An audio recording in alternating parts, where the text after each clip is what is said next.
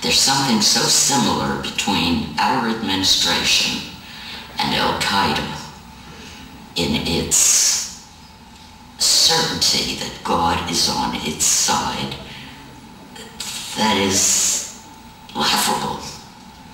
And that the American people should fall for this line hurts me more than I can tell you. Norman Mailer wrote the other day that he believed that America had entered a pre-fascist state. What's your view of that? Well, in a way, and I'm not saying this to be cynical, but I hope he's right, because there are others that say we're already in a fascist sort of mode. If you say something often enough, the people will begin to believe it. And that strategy has been applied with, unfortunately, great success by this administration. Weapons of mass destruction, Al-Qaeda, Iraq ties, other evidence being adduced to justify an unprovoked war. And so, yeah, I think we ought to all be worried about fascism. The United Nations was founded so that we would never forget the crimes of great power. Are we now in danger of forgetting? Do we forget the lies that justified the conquest of Iraq and disguised America's plans to dominate all the world? Do we forget that the British government has announced, for the first time, that it's prepared to launch an attack with nuclear weapons, echoing yet again George Bush? And do we accept a distortion of intellect and morality that empties noble words like democracy and liberation of their true meaning, that says it's wrong for a terrorist to kill innocent people, but right for governments to commit the same crimes in our name? The answer is that we need not accept any of this if we recognize that there are now two superpowers. One is the regime in Washington, the other is public opinion, now stirring all over the world, perhaps as never before. Make no mistake, it's an epic struggle. The alternative is not just the conquest of faraway countries, it's the conquest of us, of our minds, our humanity, and our self-respect. If we remain silent, victory over us is assured.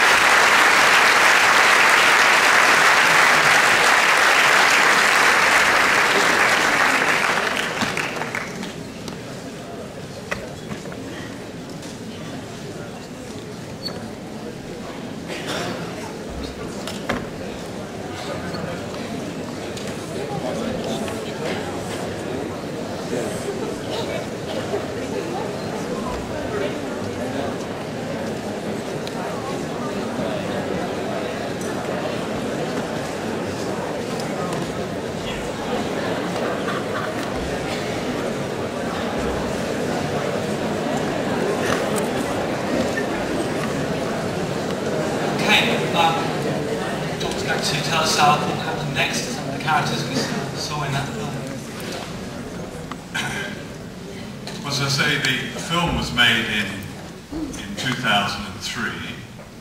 I should correct a number of inaccuracies in it.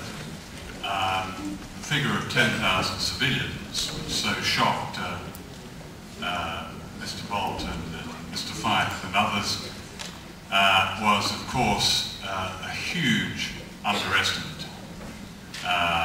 There's now been a number of authoritative studies, and it's quite clear that about 1 million people have died since the invasion of Iraq in 2003. To give you a sense of the scale of it, if you take the scale of the suffering and overall attack on Iraq, if you start with the so-called First Gulf War in 1991, through the 1990s, an embargo was imposed on Iraq, rather like medieval siege, in which, for example, 500,000 children under the age of 5 died as a direct result, according to UNICEF. If you take a number of the, let's say, academic estimates of the deaths through that period and through the war itself, Iraq has shed and has had more lives taken from it than were lost during the whole period of slavery. Now, the other underestimate was, I said in the film that there are 100 and something bases. There are, in fact, 735 bases around the world. These have since emerged. Most of them have been established since the War on Terror was proclaimed. And the most significant are at the gates of fossil fuel resources in the world. In Iraq itself, for all the talk of the United States withdrawing, Obama says in a couple of years maybe, whatever, and McCain says never or something, but at this stage, what won't be withdrawn are the 14 fortresses that have been established and are being established in Iraq, such as the probably the world's biggest military and imperial centre in the so-called Green Zone itself. These simply are not even being considered.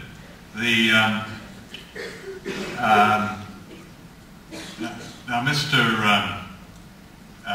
Mr. Fife, who you saw there, who is an extremely important neocon, he was responsible for a secret unit in the Pentagon called the Office of Special Plans, which was fed mostly fraudulent propaganda from Israel about Iraqi weapons of mass destruction, which he disseminated in the United States to the American press, and which was sent over to Alastair Campbell here at number 10.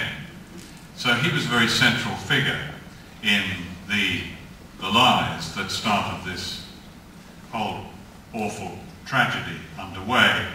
However, a year or so after I conducted that interview with him, he was forced to resign from the program, from the Pentagon, having been described by the former American commander in Afghanistan and Iraq, General Tommy Franks, as, and I quote, the fucking stupidest guy on the face of the earth.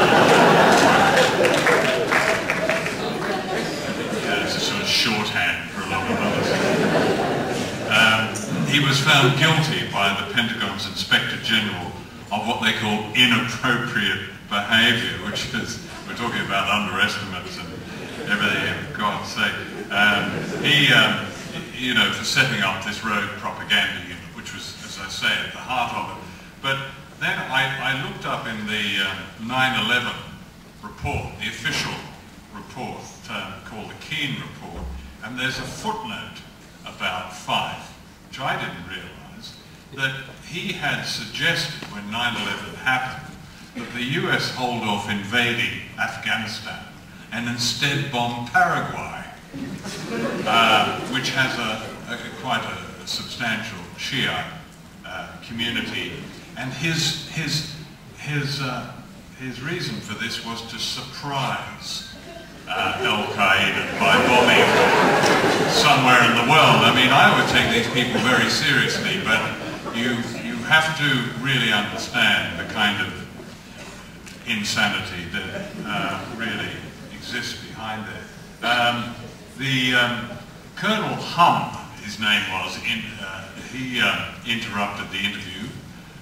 Fortunately, he also has been discharged from the Pentagon. I'm not quite sure what he ever did, but he's gone.